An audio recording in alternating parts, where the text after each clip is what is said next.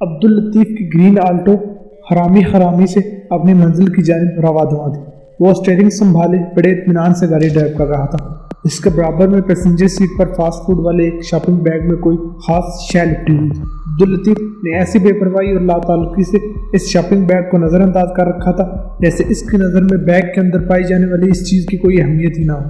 یہ اس کی ایک چال تھی، مگر نہایت ہی ہوشیاری سے اس کا تعاقب کرنے والے 3 گاہک مجرم اس شاپنگ بیگ کی قدر و قیمت سے بخوبی واقف تھے، اس لیے انہوں نے ایک لمحے کے لیے بھی گرین آلٹو کو اپنی نگاہوں سے اوجھل نہیں ہونے دیا۔ بس وہ لوگ اس وقت کا انتظار کر رہے تھے جب گرے بالوں والا وہ شخص 12 لاکھ کی رقم کے ساتھ اپنے گھر کے دروازے کے سامنے پہنچے۔ مختلف قسم کے تجربات کرنے کے بعد وہ لوگ اس نتیجے پر پہنچے تھے کہ اپنے شکار کو اس کی رہائش گاہ کے نزدیک لوٹنا زیادہ محفوظ ثابت ہوتا ہے، کیونکہ رہائشی علاقوں میں گن کے سامنے دخل اور معاملات کرنے والوں کی تعداد نہ ہونے کے برابر ہوتی ہے۔ زبیر اور نبیل ایک بائک پر سوار تھے اور گرین آلٹو سے تھوڑا سا فاصلہ رکھ کر چل رہے تھے، جبکہ ان کا گروپ لیڈر پرویز ان کے بیک اپ کی حیثیت سے پیچھے آ رہا تھا۔ پرویز کے پاس گن بھی تھی اور وہ بھی لوڈڈ، باقی دونوں کے پاس آتشی اسلحے کے نام پر کچھ نہیں تھا۔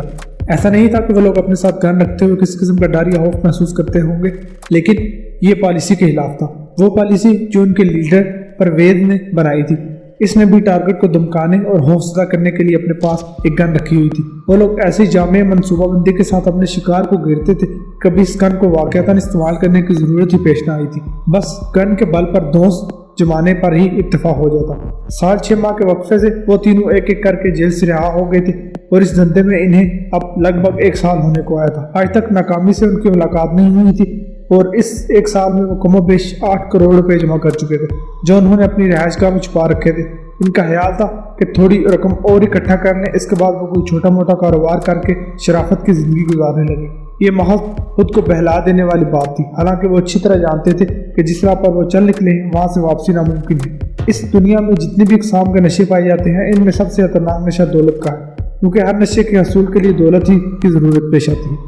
جس طرح شراب کو ام الخبائث اور قبض کو ام المرض کہا جاتا ہے، ویسے بالکل دولت کو ام الفتنتین مانا جاتا ہے، یعنی تمام فتنوں کی ماں۔ ان تینوں نے اپنی رہائش گاہ کے لیے ایسی بستی کا انتخاب کیا ہوا تھا جو شہر کے نواح میں واقع تھی۔ وہاں زیادہ تر مزدور پیشہ لوور کلاس کا طبقہ رہتا تھا۔ وہ لوگ کسی گاؤں سے تعلق رکھتے تھے اور روزگار کی تلاش میں شہر آئے ہوئے تھے۔ وہ کسی گارمنٹس کی فیکٹری میں کام کرتے تھے۔ اس 1 سال میں وہ کسی کے لیے مسئلہ بنے تھے اور نہ ہی ان سے کوئی شاکی تھا۔ وہ تینوں صبح کے وقت نکلتے اور شام کو ہی لوٹتے اور پھر گھر کے اندر ہی رہا کرتے۔ کوئی بھی شخص ان کی مجرمانہ سرگرمیوں کے بارے میں کچھ نہیں جانتا تھا۔ گرین آلٹو ایک ایسے علاقے میں داخل ہو گئی جہاں مڈل کلاس لوگوں کے چھوٹے مگر صاف ستھرے عالیشان بنگلے تھے۔ ایسی رہائشی جگہ ان کی کارروائی کے لیے نہایت ہی موزوں اور مناسب ہوا کرتی تھی۔ وہ مسلسل گرین آلٹو کے تعاقب میں تھے اور انہوں نے ایک لمحے کے لیے بھی کار کو اپنی نگاہوں سے اوجھل نہیں ہونے دیا۔ اپنی گلی آنے کے بعد آلٹو کی رفتار بالکل مدھم ہو گئی۔ یہ اس بات کی علامت تھی کہ وہ گاڑی اب کسی بنگلے کے گیٹ کے سامنے رکنے والی ہے۔ صبح کا وقت ہونے کی وجہ سے گلیاں سنسان اور مکان خاموش تھے۔ یہ ماحول اور فضا ان کے مشن کے لیے کافی کارساز تھی۔ نبیل اور زبیر والی بائک گرین آلٹو کے سامنے آ کر رک گئی تو لامحالہ آلٹو والے کو بھی بریک لگانا پڑ گئی۔ اسی اسنا میں پرویز کی بائک گرین آلٹو کی ڈرائیونگ سائٹ پر آ کر رک گئی۔ آلٹو کے ونڈ گلاس گرے ہوئے تھے۔ پرویز سنسری ہیز لہجے میں عبداللطیف کو مخاطب کیا، قبلہ وہ شاپنگ بیگ میرے حوالے کر دو، اس تھیلی میں برگر ہیں۔ عبداللطیف نے بخلاہٹ آمیز انداز میں کہا، تم ان کا کیا کرو گے؟ اس گن کی نمائش ضروری ہو گئی تھی۔ بڑے صاحب مجھے بہت زوروں کی بھوک لگی ہے۔ پرویز نے گن کی خطرناک نال کارنشین کی کھوپڑی کی سمت سیدھی کرتے ہوئے سنگین لہجے میں کہا، اگر جان عزیز ہے تو چپ چاپ وہ بیگ مجھے دے دو، ورنہ میں تمہاری کھوپڑی میں ایک ہوادان بنانے میں ایک لمحہ کی دیر بھی نہیں کروں گا۔ پرویز کی خوفناک دھمکی نے عبداللطیف کی روح فنا کر دی۔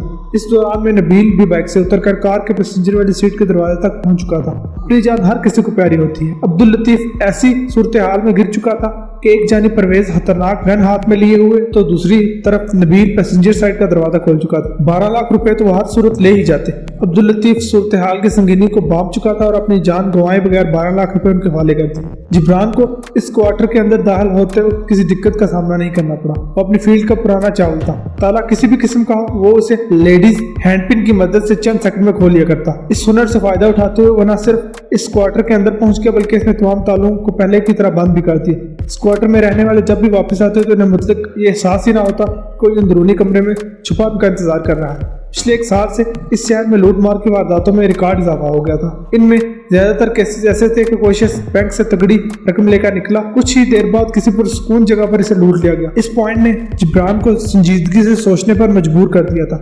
वो खुद भी जराइम पेशा था, लेकिन उसकी समझ में नहीं आ रहा था कि बैंक से कैश लेकर निकलने वाले लोगों को ही क्यों निशाना बनाया जा रहा है और इस गेम का मास्टरमाइंड कौन है। जिब्रान ने पाकिस्तान को हमेशा के लिए हैदराबाद कहने का फैसला कर लिया था, मगर लूट मार की तमाम इन अनोखी वारदातों ने इसकी तमाम तर तवज्जो अपनी जानिब मबजूल कर ली। मुल्क छोड़ने से पहले इस मुनफरिद शिकारी तक पहुंचने की ख्वाहिश रखता था। इसकी ये तमन्ना जल्द पूरी होगी। मामले की तह में उतरने के बाद इसने यही फैसला किया कि वो पाकिस्तान को छोड़ने से पहले इन लोगों पर भी हाथ साफ कर लेता जाए। इस मकसद से वो उनके घर में आकर बैठा, इनकी वापसी का इंतजार कर रहा था। ये पाकिस्तान में उसका आखिरी दिन था। वो काफी अरसे से यहाँ की पुलिस के लिए दर्द-ए-सर बना हुआ था, यहाँ तक कि डिपार्टमेंट की जानिब से इसके लिए शूट एट साइट का ऑर्डर भी जारी हो चुके थे। यही वो हालात थे कि जिब्रान ने हमेशा के लिए मुल्क छोड़ने का फैसला कर लिया था। एक फेक आईडी से इसकी तमाम डॉक्यूमेंट्स तैयार थे। वो अपना सारा पैसा पहले ही हुंडी के जरिए मुल्क से बाहर भिजवा चुका था। जिब्रान की खोपड़ी में एक मुस्तनद मुजरिम का दिमाग था। बैंक के अकाउंट होल्डर को लूटने वाले इसके सामने दूध पीते बच्चे थे। इसने आधे घंटे से भी कम वक्त में इस क्वार्टर के अंदर से वो बड़ा सूटकेस ढूंढ लिया जिसमें वो लोग लूट का माल जमा किया करते। दोपहर के बाद जिब्रान को महसूस हुआ कि वो लोग वापस आ गए हैं। घर का बैरूनी दरवाजा खुलने की आवाज सुनकर वो एकदम अलर्ट हो गया। इसके पास इतना वक्त नहीं था कि वो इन लोगों की आमद से कबल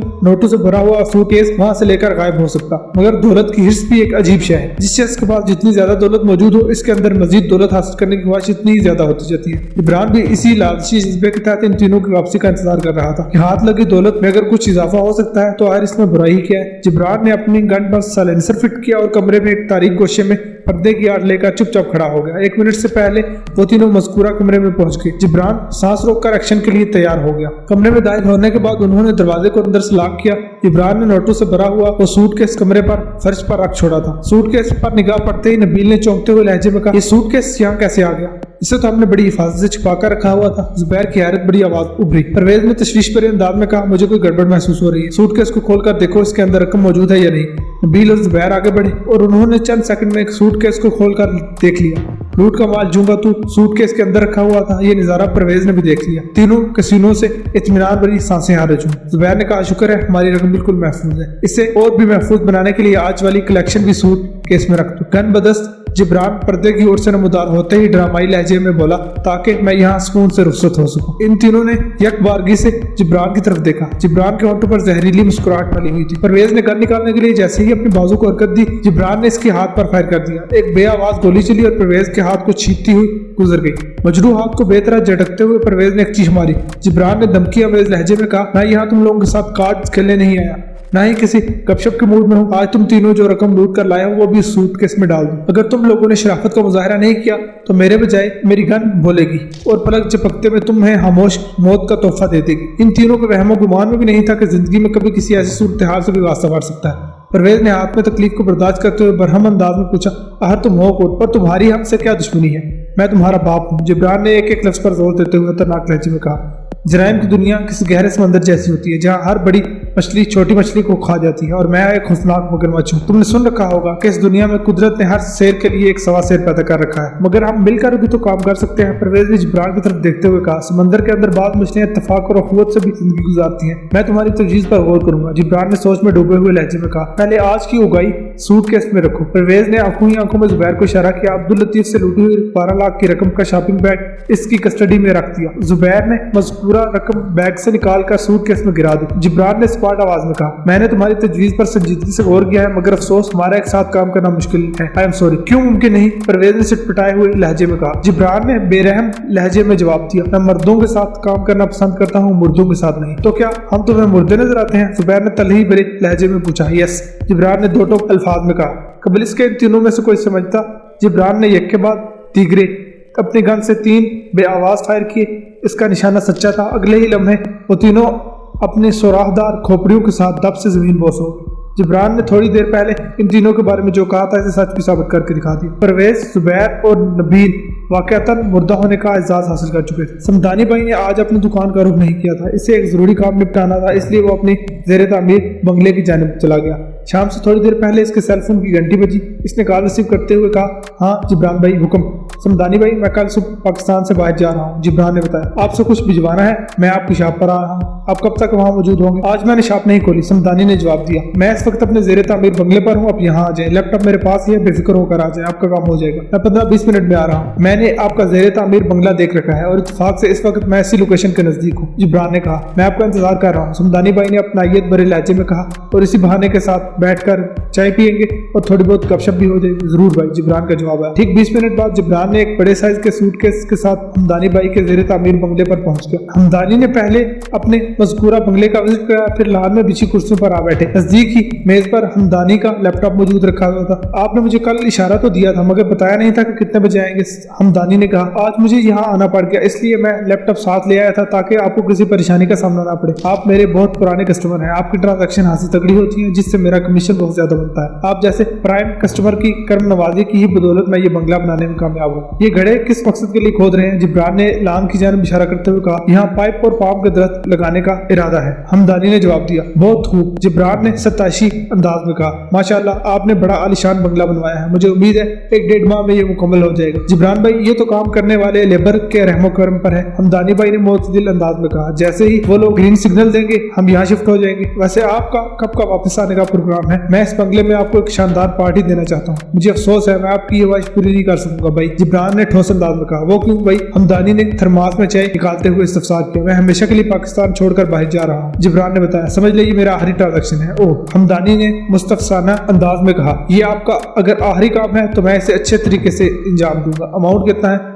8 करोड़ 12 लाख। जिब्रान ने सूटकेस की जानब इशारा करते हुए जवाब दिया, ज्यादा तादाद में 5000 वाले नोट हैं, बाकी सब 1000 वाली मालियत के हैं, आप गिन कर तसल्ली कर लें। जिब्रान भाई कैसी बातें करते हो? हमदानी भाई ने चाय का एक कप जिब्रान की तरफ बढ़ाते हुए बेतकल्फी से बोला, हमारा ये धंधा भरोसे से चलता है, मुझे आप पर पूरा भरोसा है। आज तक आपके दिए हुए अमाउंट में 1 रुपया भी कम नहीं निकला। किसी का एतमाद हासिल करने में इंसान को बरसों लग जाते हैं, मगर इसे तोड़ने में एक लम्हा भी नहीं लगता। जिब्रान ने मजबूत लहजे में कहा, मैं हर बेईमानी का काम पूरी ईमानदारी के साथ करता हूँ ताकि मेरे साथ मुंसलिक लोगों का मुझ पर भरोसा कायम रहे। Very good. हमदानी ने तो सिफी नजरों से इसकी तरफ देखा, फिर पूछा, क्या आप गाड़ी में आए हैं? नहीं। जिब्रान ने नफी में गर्दन हिलाते हुए बोला, मैंने पाकिस्तान में मौजूद अपना सारा सेटअप समेटने के बाद गाड़ी भी फरोख्त कर ली है। अभी तो मैं एक टैक्सी में आया हूँ, वापसी पर आपको जहमत दूंगा। क्यों नहीं, मुझे बेहद खुशी होगी। हमदानी ने लैपटॉप के साथ मसरूफ होते हुए कहा, आप जहाँ कहेंगे मैं वहीं ड्रॉप कर दूंगा। अब आप मुझे वो तफसीलात बता जिनके मुताबिक ये रकम यहाँ से वहाँ मुंतकिल करना है, और करेंसी की शक्ल भी, मतलब डॉलर, यूरो या दिरहम या कोई और करेंसी। जिब्रान ने एक चाय का बड़ा सा घूंट लेने के बाद एक छोटी सी चिट हमदानी की जानिब बढ़ाते हुए गहरी संजीदगी से कहा, वो डिटेल्स इस पर्ची पर लिखी है, करेंसी हमेशा की तरह USD है। समझ गया भाई। हमदानी ने अपने लैपटॉप के साथ खेलते हुए सरसरी अंदाज में कहा, मैं अपने काम से लग रहा हूँ, तब तक आप चाय से दिल बहलाए। हमदानी भाई ने थर्मास से 2 कप में चाय निकाली थी, मगर अपने कप में से इसने अभी तक एक सिप भी नहीं लिया था। वो चंद लम्हा तक लैपटॉप के डिस्प्ले पर निगाह जमाए जाहिर करता रहा जैसे किसी अहम काम में मसरूफ। फिर इसने जिब्रान की तरफ देखे बगैर पुकारा, जिब्रान भाई आपने चाय खत्म की या नहीं? इसके सवाल का जवाब नहीं आया। जिब्रान की जानिब खामोशी तारी थी। हमदानी बड़े एतमाद के साथ ज़ेरे लब बड़बड़ाया, लगता है चाय ने अपना काम दिखा दिया। फिर वो खुद से मुहातिब होते हुए मुतमईन अंदाज में बोला, हमदानी आओ शजरकारी की मुहिम का आगाज करते हैं। पाइन का एक पौधा तो तुम्हें अपने हाथों से लगाना है, वो भी इसी वक्त। गड़ा तैयार है और पौधा भी कुर्सी पर मौजूद है। फिर देर किस बात की? जिब्रान के बेजान जिस्म को कुर्सी से खींचकर गड़े के अंदर दबाते हुए वो सोच रहा था, जो लोग वतन अजीज की दौलत को लूटकर बैरून मुल्क इकट्ठा करने में मसरूफ रहते हैं, कभी इनके जहन में ये ख्याल क्यों नहीं आता कि अपना मुल्क छोड़ने से पहले इन्हें ये दुनिया भी छोड़ना पड़ सकती है। हमदानी के अमल को ज़ेरे बहस लाए बगैर इसके ख्यालात की तारीफ में ये जरूर कहा जा सकता है कि कुदरत ने हर सवा शेर के लिए भी एक 1.5 शेर पैदा कर रखा है।